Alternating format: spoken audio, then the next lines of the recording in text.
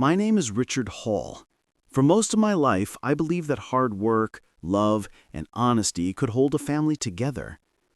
I built a business from scratch, made millions through smart real estate investments, and most importantly, I raised my daughter, Emily, with every bit of love I had. After my wife passed away when Emily was just 12, she became my whole world. I gave her the best education, the finest clothes, and everything her heart desired. But somewhere along the way, she began to change. As she grew older, money became her new god. She wanted luxury, fame, and status, things I never cared for. When I retired at 65, I decided to simplify my life. I moved to a small countryside house and handed over the management of my accounts to Emily. She was thrilled, or so I thought. A few months later, I noticed strange withdrawals from my investment accounts. At first, I assumed she was making adjustments or moving funds. But then one morning, I opened my safe and my documents were gone. My personal lawyer called me the next day, saying Emily had presented a copy of my old will, one I had made years ago before I updated it. That old will stated she would inherit $5 million immediately upon my retirement. I had changed it since then, but it seemed she had found a way to activate the outdated version. I tried calling her, but she didn't answer. Then, that evening, I found a handwritten note slipped under my door. It said, "Goodbye, Pauper. I'm off to live the life I deserve." My heart sank. I sat there for hours staring at those words. My daughter, the little girl I used to read bedtime stories to, had just abandoned me for money. For days, I couldn't eat or sleep, but eventually, something inside me hardened. She thought she'd outsmarted me. What she didn't know was that the $5 million she accessed wasn't truly hers. It was part of a trust fund, one that required my signature every 30 days to remain active. I decided to let her enjoy it for a while. Let her taste the world she thought she belonged to. I watched from afar as she flaunted her wealth online. Designer clothes, champagne parties, luxury vacations in Italy. She even posted photos captioned, "Finally free from my poor past." Every time I saw her smile on social media, I felt a mix of pain and calm determination. I wasn't going to yell or beg her to come back. No. I was going to teach her something she'd never forget. I marked the days on my calendar, 1 month exactly, and on the morning of that 30th day, I picked up my phone and made one single call to my bank's trust department. "Freeze all assets under the Hall Family Trust," I said, effective immediately. The operator confirmed it within seconds. I hung up, took a deep breath, and whispered, "Lesson begins." That morning, after I made the call to freeze the assets, I brewed myself a cup of coffee and looked out at the quiet fields behind my house. The sun was rising, soft orange lights spilling across the dewy grass. For the first time in weeks, I felt peace. I had done nothing cruel. I had simply let karma take its turn. 2 days later, my phone buzzed. It was a number I hadn't seen in a while. Emily's. I hesitated, then answered. "Dad?" she shouted. Her voice was sharp, panicked. "My cards aren't working. My accounts are empty. What the hell did you do?" I took a slow sip of coffee and said calmly, "Looks like you're having a bad day, sweetheart." "Don't you dare play games with me," she snapped. "I have bills to pay and my friends are waiting for me in Paris. This is embarrassing." I let out a quiet laugh. "Embarrassing," I said softly. "You left me a note calling me a pauper. You took my money and ran off to live your dream life. Now you're embarrassed?" There was silence for a few seconds. Then her voice cracked. "Dad, please, I didn't mean it like that." But I could hear the lie in her tone. It wasn't regret. It was fear. "Emily," I said, my voice steady, "I gave you everything in this world. But the one thing I can't give you anymore is trust. Then I hung up. For the next few days, she kept calling. At first, angry, then desperate, then silent. I watched her social media fade. Her lavish photos stopped. Her friends stopped tagging her. And one by one, her fake smiles disappeared. A week later, I got a letter from my lawyer. Emily had tried to access the trust again through another bank. She even hired an attorney to challenge my authority. But the clause was airtight. It stated that without my living approval, no withdrawal could be made. I smiled. I had learned long ago that wealth doesn't just reveal people, it transforms them. I decided it was time to visit her. She had moved back to the city, staying at a friend's apartment after losing access to her penthouse. When I knocked on the door, she opened it, and for the first time, I didn't recognize my daughter. Her makeup was smeared, her eyes red from crying, and her designer dress looked cheap under the hallway light. "Dad?" she whispered, her voice trembling. I messed up." I stepped inside slowly. The apartment smelled of cigarettes and stale perfume. "You didn't mess up, Emily," I said quietly. "You just showed me who you really are." She sank under the couch, covering her face. "I thought I deserved it," she said through tears. "After Mom died, I thought money would fill the hole inside me. I was wrong." I stood silently for a moment, my heart torn between anger and compassion. "You had everything that mattered. Love, a home, family. You traded it all for temporary comfort." She nodded weakly. Can you please unfreeze the funds?" she asked softly. I looked at her, long and hard. "Tell me, Emily," I said, "if I unfreeze that money, what will you do differently?" She hesitated, then looked away. No answer. I sighed. That's what I thought. I left the apartment without another word. That night, I sat on my porch, under the stars, thinking about my late wife, Claire. She had always warned me, "Richard, don't let Emily's greed blind you." I thought I could change her with love. I was wrong. But a week later, something unexpected happened. I got a call from a local shelter. "Mr. Hall," the voice said, "your daughter has been volunteering here. She's been helping serve food, cleaning rooms, even sleeping here some nights. We just wanted to let you know." I didn't know what to say. For a long moment, I sat in silence, feeling a strange warmth in my chest. Maybe losing everything was the best lesson she could ever learn. 3 weeks passed before I saw her again. This time she came to my house. No makeup, no expensive clothes, just jeans, a simple shirt, and eyes full of humility. "Dad," she said softly, I messed up." I stepped inside slowly. The old kitchen table, the same one she used to do her homework on. "Do you remember when you were 10 and you told me that money should never make people forget who they love?" She smiled faintly. "I remember," she whispered. "I just forgot to live it." I leaned back and said, "Maybe now you can remember again." The next morning I went to the bank and made a change. I didn't unfreeze the old trust. Instead, I created a new one, a conditional one. It would unlock only after she completed 1 full year of verified charity and work for others without asking for a penny from me. If she succeeded, she would inherit the $5 million again. If she failed, the money would go to orphan children's education funds across the country. When I told her about it, she didn't argue. She just nodded, tears in her eyes. "Thank you for still believing there's something good left in me." I smiled. "You're my daughter. There's always good left." Months passed. She worked hard, really hard. She cleaned, cooked, helped strangers, and never once complained. By the end of the year, when she came back, she wasn't just my daughter again. She was someone stronger, wiser, and full of heart. That day, I finally called the bank and said, "Release the funds." The operator confirmed it. I hung up and looked at Emily. "Use it wisely this time," I said. She nodded, tears streaming down her cheeks. "I will, Dad. I promise." And for the first time in a long time, I believed her. 6 months had passed since I released the funds back into Emily's trust, and for a while, I truly believed everything had changed.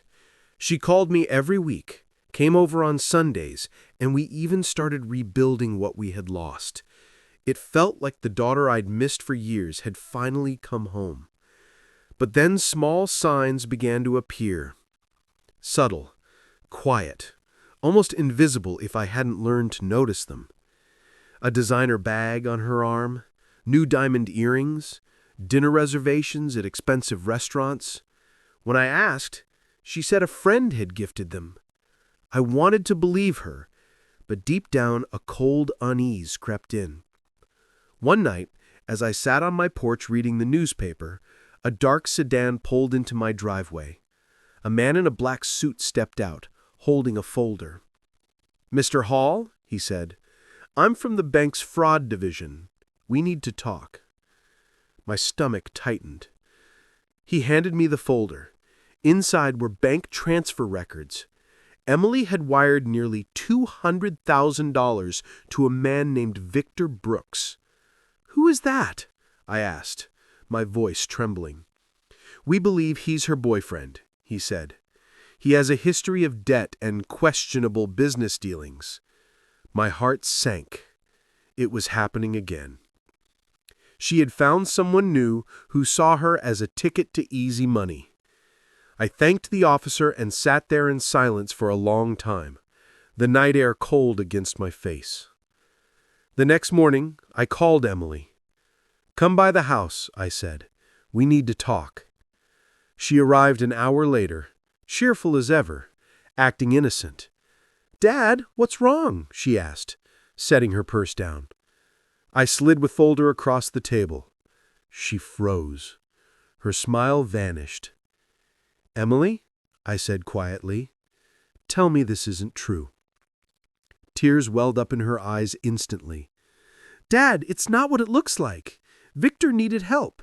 He said he wanted to start a business, and I thought—" I raised my hand to stop her. "You thought you could fix someone with money again?" She looked away. "I was just trying to help." I sighed, the disappointment heavier than any anger I had ever felt. "You didn't learn the lesson," I whispered. "You learned how to hide it." She began to cry, but I didn't comfort her. I had spent too many years letting her tears erase consequences. I stood up slowly and walked to the window. "Emily," I said softly, "you've mistaken forgiveness for weakness. You thought because I love you, I wouldn't act again." She looked up, shaking her head, panic rising. "No, Dad, please don't." But I had already picked up the phone. "Hello, Mr. Crawford," I said when my banker answered. "I need you to suspend the trust, effective immediately. Same protocol as last time." Emily gasped, rushing forward. "Dad, you can't do this to me again." "I can," I said quietly, "and I just did." She sank to the floor, sobbing, her voice breaking. "I didn't mean to betray you." "But you did. And intentions don't change actions." For the next week, she disappeared again. No calls, no messages. I thought maybe she had gone back to Victor.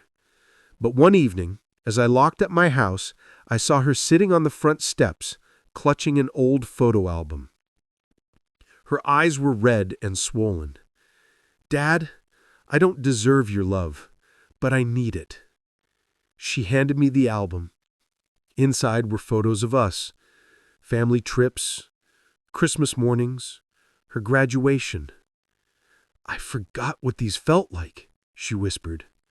"I keep chasing people who use me because I don't believe I'm worth anything without money." I felt my throat tighten. For the first time, I saw not greed, but guilt. Deep, painful guilt. "Emily," I said, kneeling beside her, "you don't need to prove your worth with money. You just need to stop trying to buy love." She nodded weakly. "I know," she said, "and this time I want to prove it, not say it." That night she asked to stay with me for a while. I agreed. The next morning, I woke up early to find her already in the kitchen making breakfast. The smell of pancakes and coffee filled the air, something I hadn't experienced since she was a child. She looked up and smiled shyly. "I remembered how you like your coffee," she said. It was small, but it felt real. Weeks passed. She got a simple job at a bookstore, started paying her own bills, and slowly began to rebuild her life, not with luxury, but with purpose. I watched quietly, not interfering. Then one day, out of nowhere, Victor showed up at my house. He was angry, loud, and demanding. "He ruined her," he shouted. "She was my partner. You took everything from us." I stepped closer and said firmly, "She was never your partner. She was your paycheck." He glared at me, then stormed off, muttering threats. Emily came home minutes later, terrified. "He said he's going to make you pay," she cried. I placed a hand on her shoulder. "Let him try," I said calmly. "You can't scare a man who's already lost what matters most."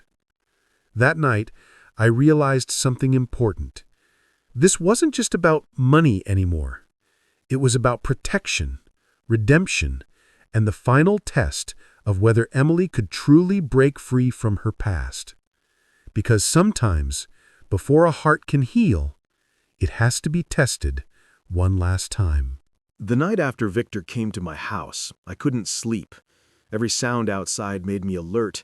Every flicker of the porch light made my heart race. I had dealt with business sharks, lawyers, and thieves in my lifetime, but there was something about Victor that felt different, reckless, desperate, dangerous. The next morning, I went out to get the newspaper and found something taped to my front gate, a note written in bold black letters, "Unfreeze the trust, or I'll make you regret it."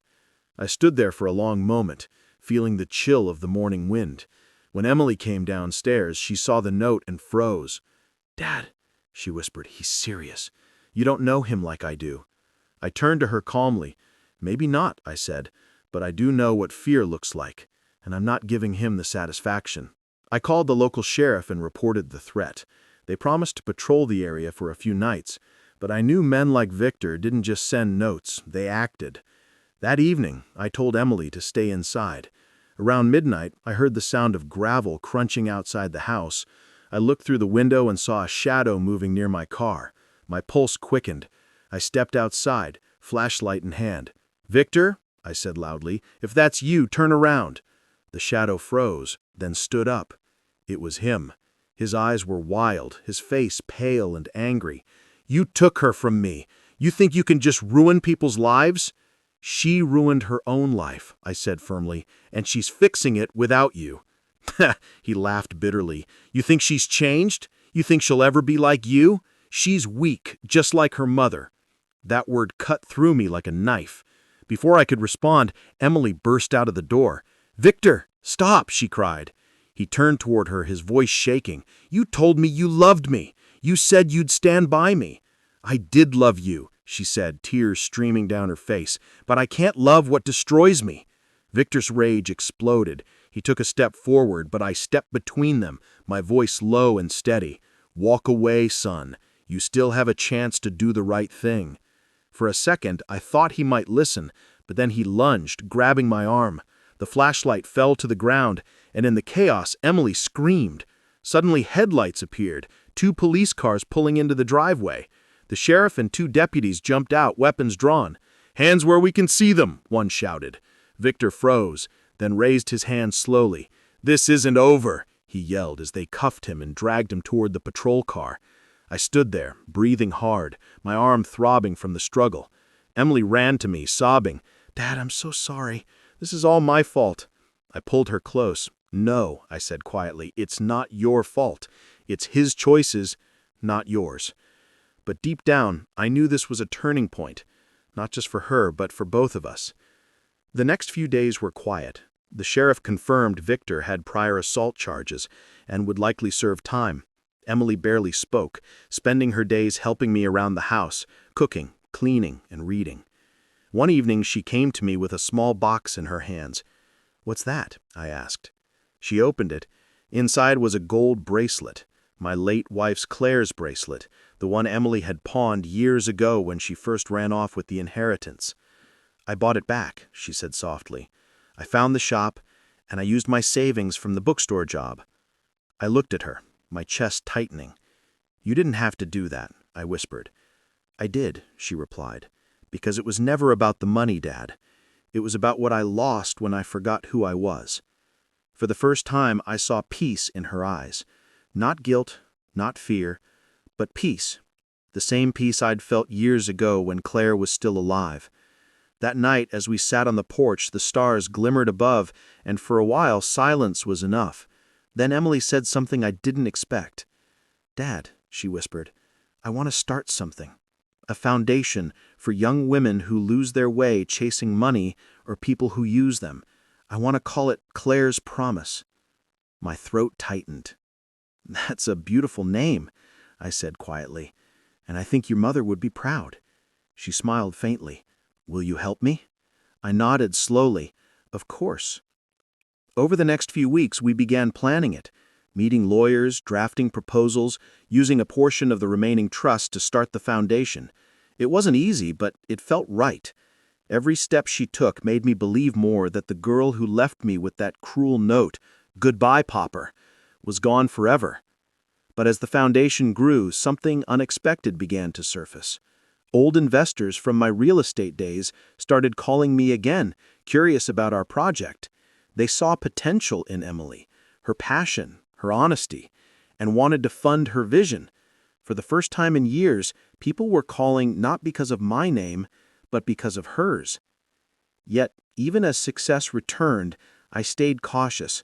I knew temptation never truly disappears. It just waits for the right moment to return. Months passed, and the foundation, Claire's Promise, grew faster than anyone expected. Donations started pouring in from across the country. Newspapers began writing about Emily Hall, the daughter who turned her inheritance into hope for others. TV networks invited her for interviews, and every time I saw her speak about second chances, I felt a quiet pride blooming inside me. She spoke with humility, honesty, and emotion, and for a moment I thought our family story had finally found its happy ending. But life has a strange way of testing those who think they've already learned their lesson. One cold autumn morning, I was in the study when my phone buzzed. It was my lawyer, Jonathan. "Richard," he said gravely, "we have a problem." My stomach tightened. "What kind of problem?" He hesitated before answering. "Someone's been siphoning money from the foundation's donation account. About $500,000 is missing." I felt the blood drain from my face. "What?" I whispered. "How? The account's under strict oversight." "I know," Jonathan said, "but the transactions were authorized, using Emily's access." For a moment, I couldn't speak. My hands began to tremble. "Send me the records," I said finally. When the documents arrived, I printed them out, line by line. Every transfer was signed with her credentials. I sat there in silence for nearly an hour, staring at the pages, my chest heavy with disbelief. Could she have done it again? That evening, when she came home, I confronted her. "Emily," I said quietly, sliding the papers across the table, "explain this." She looked down, eyes scanning the lines, then looked up, confused. "Dad, I didn't authorize these. They all have your digital signature. $500,000, gone." "I swear," she said, her voice trembling, "I didn't do this. Please, you have to believe me." But I couldn't. Not immediately. The scars from the past were too deep. "Emily," I said softly, "if you're lying to me again, I need to know now." Tears welled up in her eyes. "I'm not lying," she whispered. "Someone's setting me up." That night, neither of us slept. The next morning, she went to the office to review the foundation's records. A few hours later, she called me, her voice shaking. "Dad, it's Victor." I froze. "What?" she said. "He's out of jail. and he hacked into the foundation's system through my old credentials. He's been moving money to offshore accounts using my name." I felt a wave of fury surge through me. "How do you know?" "He sent me a message," she said quietly. "He said, 'Let's see if your father still believes in you now.'" My fists clenched. I called Jonathan and told him everything. He immediately involved federal authorities and digital forensics. For days, investigators combed through the systems, and finally they confirmed what Emily said. Victor had used her old passwords, ones she hadn't changed since their relationship years ago. The news hit the media like wildfire. "Charity fund hacked through founder's account," flashed across headlines. And though the truth hadn't been proven yet, the damage was done. Donations froze overnight. Sponsors pulled out. People began whispering that Emily had staged the entire charity to rebuild her lost wealth. She was devastated. One night she came to me, eyes swollen from crying. "Dad," she said softly, "I tried to fix everything, but maybe I'll always be that girl people can't trust." I reached out, placing a hand on her shoulder. "Emily," I said, "you can't control what people think. You can only control what you do next." "What can I do?" she asked, broken. "Tell the truth, and don't hide this time." The next day she held a press conference. Cameras flashed as she stepped onto the stage, pale but steady. "I made mistakes in my past, and I know that makes it hard to believe me now, but I didn't steal from the foundation. Someone used my past against me, and I'll do everything I can to make this right." Her voice didn't tremble. She spoke with the kind of strength I hadn't seen before. After the speech, the investigators released a public statement clearing her name. Victor was caught trying to withdraw money from one of the accounts. Justice was served, but the damage to the foundation's reputation was heavy. Donations slowed to a trickle. Many of the board members resigned. That night, as we sat by the fireplace, Emily whispered, "Maybe this is it. Maybe I wasn't meant to fix anything." I looked at her and shook my head. "You can't give up now. Real change isn't built on praise. It's built on persistence." She nodded slowly, wiping her tears. The next day, she went back to work, alone, without a full staff, without media attention. For weeks, I watched her rebuild from the ground up again, one person at a time. Then one afternoon, I received a letter, handwritten, no name, no return address. Inside it read, "If you think Victor was working alone, you're wrong. She's not safe, neither are you." I stared at the note for a long time, my heart pounding. It wasn't over. Not yet. I sat there for a long time, staring at that letter, the edges trembling slightly in my hand. The handwriting was jagged, almost rushed, like someone had written it in fear or anger. "If you think Victor was working alone, you're wrong. She's not safe, neither are you." I read it again and again, each word echoing louder in my mind. I immediately called Emily into my study. She walked in, still wearing her work clothes, looking exhausted. "What is it, Dad?" she asked. I handed her the letter silently. As her eyes moved across the words, I saw her expression shift from confusion to alarm. "Dad, who could have sent this?" I shook my head slowly. "I don't know, but whoever it is, they know something." For a moment, silence filled the room except for the ticking of the old wall clock. Then Emily whispered, "What if Victor wasn't the one who planned all this? What if someone used him too?" The thought hit me like a cold wind. "You mean someone bigger?" I asked. She nodded. "When I was with Victor," she said slowly, "he used to take mysterious phone calls at night. I once overheard him mention a woman's name, Madeline. He said she was the real brain behind everything." I frowned. "Madeline who?" "I don't know," Emily said, "but he always said she was connected, like she had influence, someone who knew how to manipulate banks and trust funds." I rubbed my temples, thinking, Emily, if this woman is real, she could be the one pulling the strings all along. Over the next few days, we tried to trace any leads on Madeline. I called my old contacts from my business days, and Emily reached out to one of the foundation's former financial analysts, Marcus, who had quit suddenly right after the hacking scandal. When she called him, his voice trembled. Emily, he said, don't dig deeper. Madeline's not just some hacker, she's dangerous. She used Victor to get access to your family's data. She's been targeting high-value trust funds for years, and yours was one of the biggest. Do you know where she is? Emily asked. There was a pause. No, he said finally. But she used to work with your father's old financial advisor, Eleanor Price. Emily's eyes widened. After the call, she turned to me. Dad, Eleanor Price, she said, wasn't she the one who handled Mom's estate after she passed? My heart froze. Yes, I whispered. She was like family. But suddenly, old memories started clicking into place, little details I had ignored at the time. Eleanor insisting she'd handle the legal papers after Claire's death, Eleanor pushing me to put Emily's inheritance into a specific trust structure, Eleanor calling me out of the blue just a month before Emily's fraud case started. Oh, God, I muttered. It's been her all along. That evening, Emily and I drove into the city, heading straight to Eleanor's office.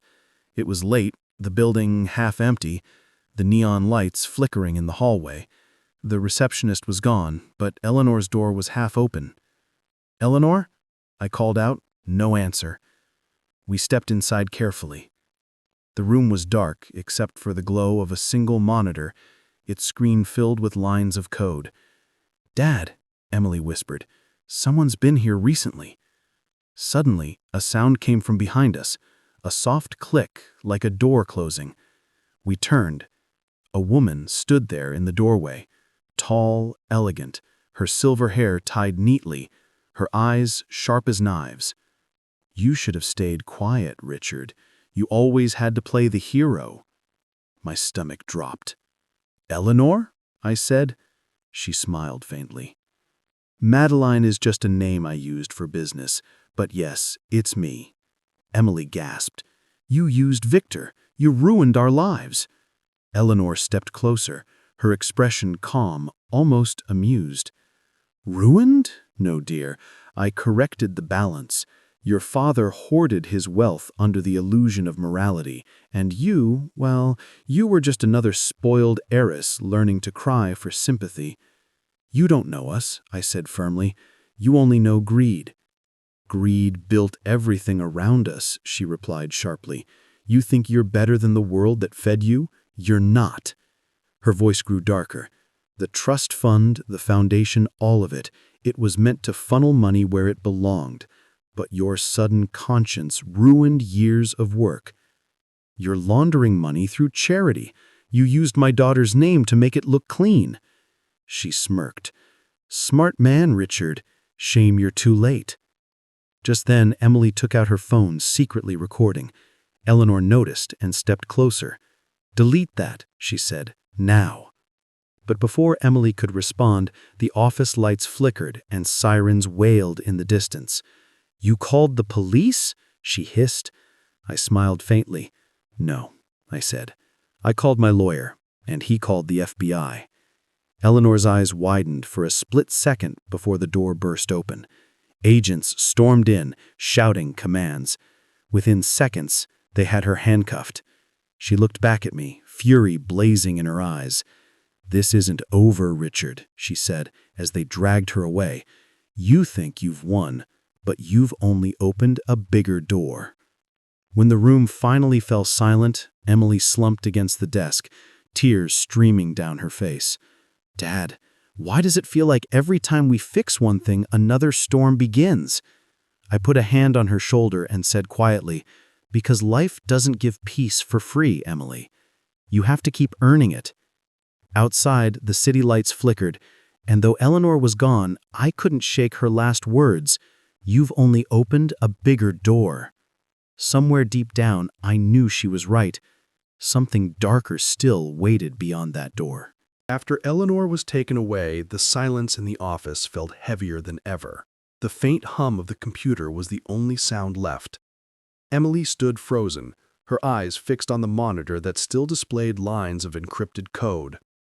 "Dad," she whispered, "look at this." I leaned in. The screen showed hundreds of transactions hidden under shell organizations across multiple countries. It wasn't just fraud, it was a full global network. "She wasn't working alone," I said under my breath. Emily clicked through folders, each one revealing another layer of deceit.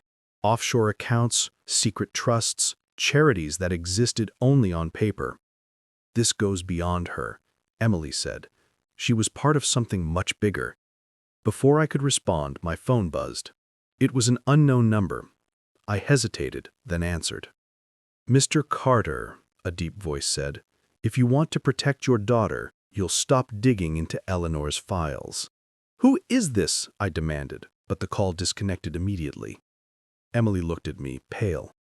"They're watching us," she said quietly. That night, we didn't go home.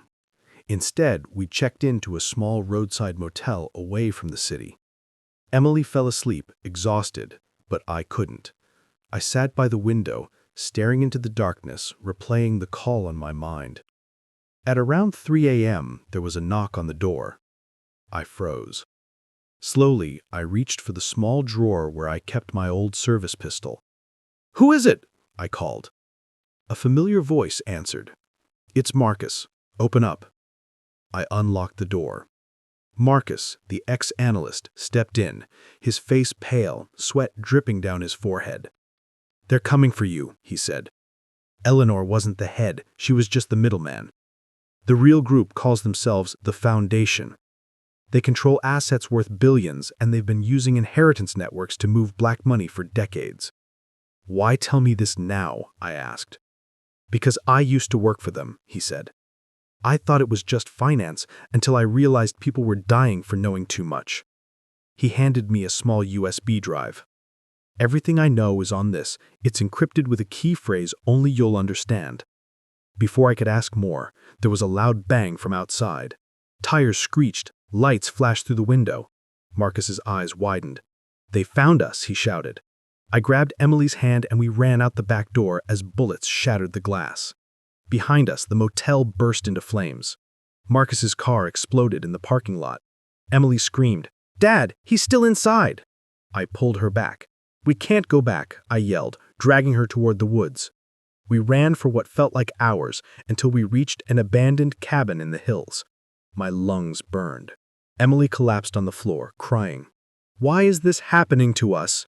I knelt beside her. "Because someone wants the truth buried," I said. I plugged the USB drive into my laptop, praying it still worked. The screen blinked to life, showing a locked file titled Inheritance Protocol.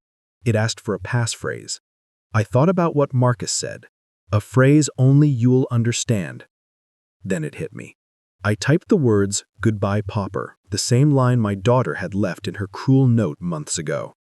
The screen unlocked instantly, revealing hundreds of files labeled with names, dates, and transfers.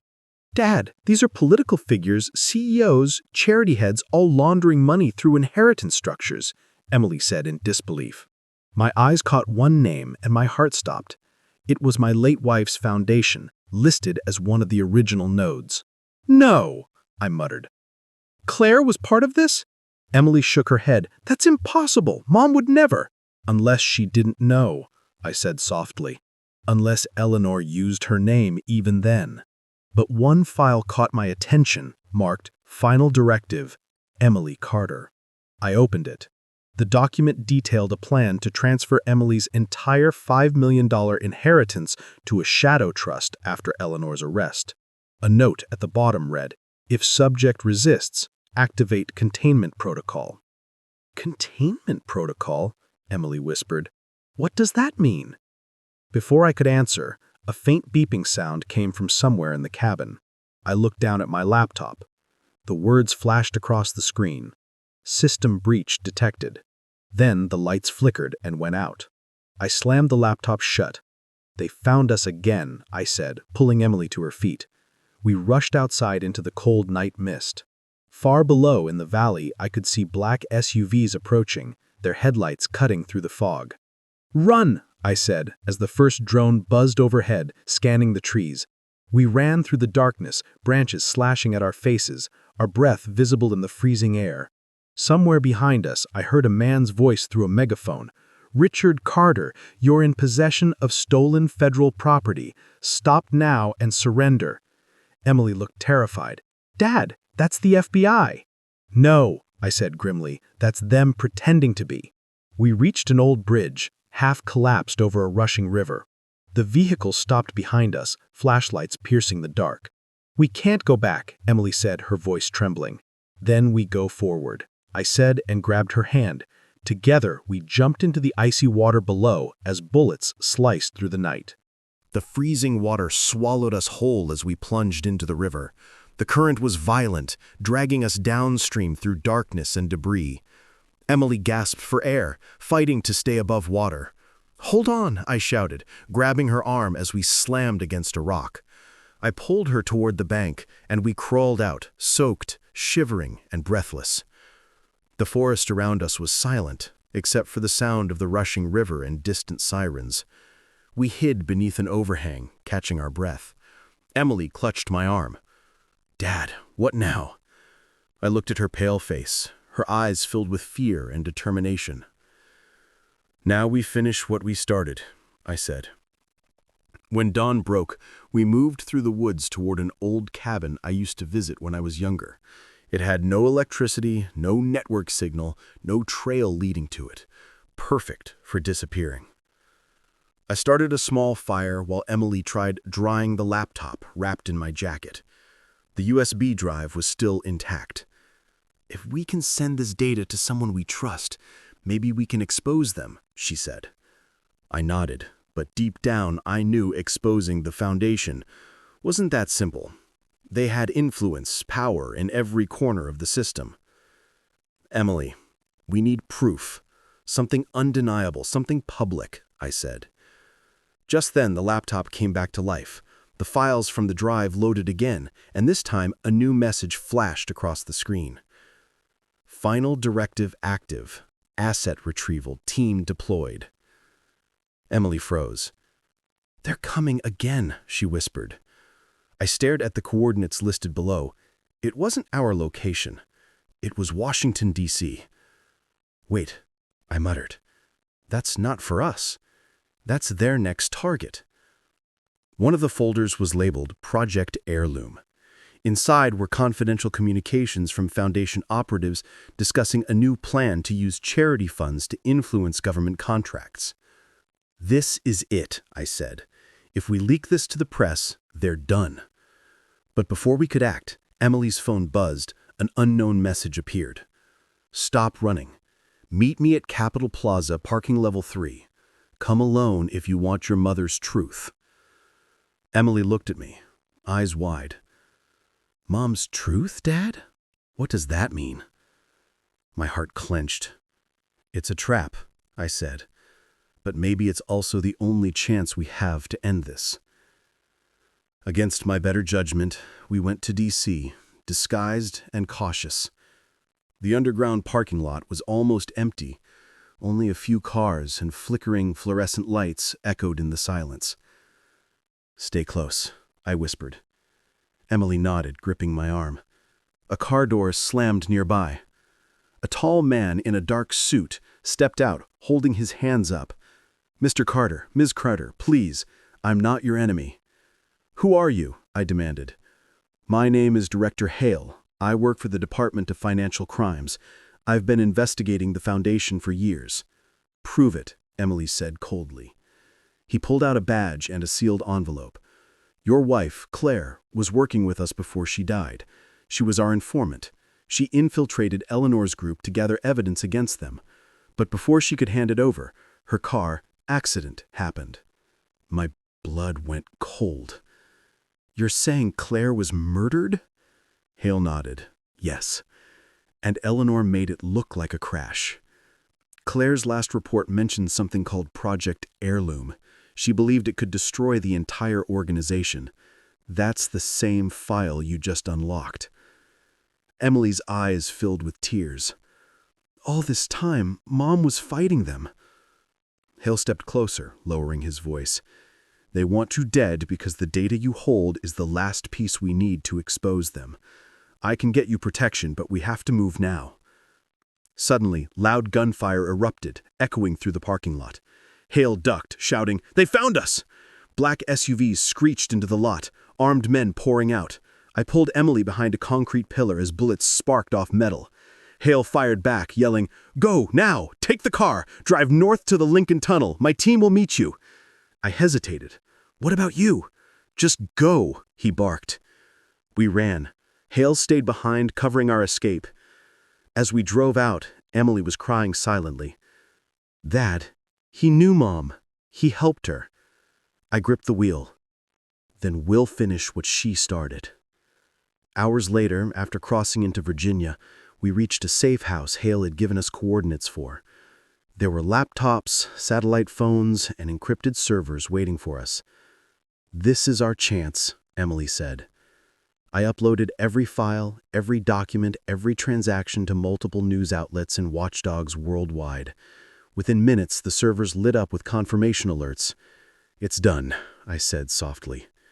"They can't hide anymore." The next morning, every major news channel was reporting it. Global Inheritance Fraud Network exposed. Top officials under investigation. Photos of Eleanor and several CEOs flashed on the screen. The foundation was falling apart. One by one, arrests were made across cities. Around noon, Hale called us. "It's over, Richard. You and Emily are safe for now. Claire's work is finally complete." I thanked him, but as I looked out the window at the quiet hills, I couldn't shake a strange feeling of unease. "Safe for now," echoed in my head. Emily walked up beside me. "Dad, what now?" I smiled faintly. "Now we live," I said. "We start again, away from all this." Months passed. Emily began working for a real nonprofit, rebuilding schools in underprivileged areas. I sold what was left of my company and moved to a small farmhouse. Life finally began to feel peaceful again. One evening, as I sat on the porch watching the sunset, Emily came out holding a letter. "Dad, this came in the mail. No return address." I opened it. Inside was a single piece of paper with one sentence written in elegant handwriting. "The foundation always rebuilds. See you soon, Pauper." My hands trembled slightly as I read the signature at the bottom. Eleanor Price. The ink was fresh.